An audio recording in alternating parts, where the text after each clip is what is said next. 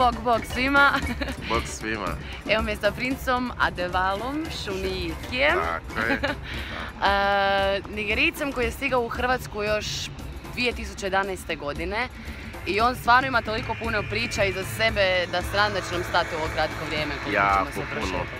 Taj put je malo duga, very long journey. Jako duga, ali napokon sam ovdje u ovaj najljepše zemlje. Bio sam u Biograd na moru, bio sam Zada, Pula, Dubrovnika. Mislim da sam bio puno više mjesto koje nekoga iz više nego mi iz Hrvatske. Bio sam svugdje i lipo mi je. Znaš kad kaže lipo? Lipo je Hrvatska. Kako si došao na ideju otvoriti restoran? Ideja otvorenja restorana je kao jednostavna stvar ili nešto što sam izmisliti da ću napraviti, nego kad sam došao. Hrvatska je mjesto koje nema baš ljudi iz Afrika.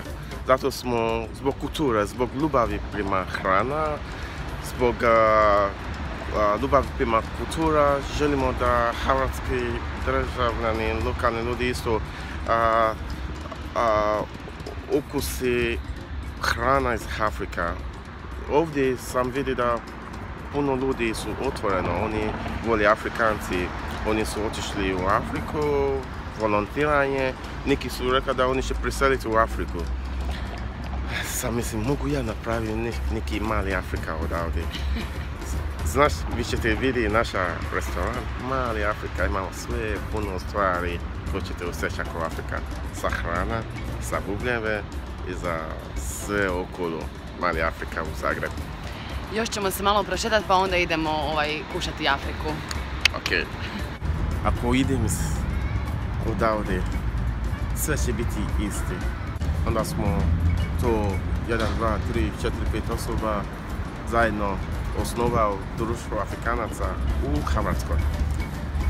Društvo Afrikanaca u Hrvatskoj je naša ideja da pomaže svi Afrikanci, svi emigranti, svi osoba koji vole Afriku i svi koji dolaze iz različite zemlje, da upozna naša kultura, da upozna Afrikanci u Zagreb, da pomaže jedno i drugo prema život, olakšanje život. Ako Bog da imat ću ja dijete ovdje u Hrvatskoj, moje dijete mora slušati tata i mama.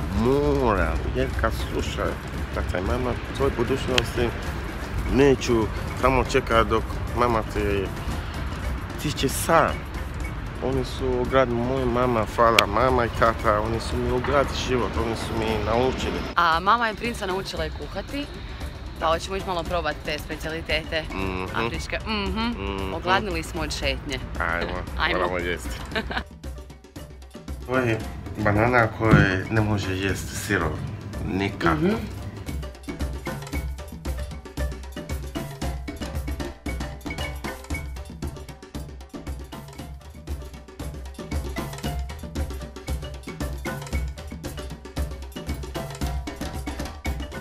Gotovo nam je jelo, natočili smo i vino. Sad možemo samo još probati, to je to. Da, i dobar tek. Dođite.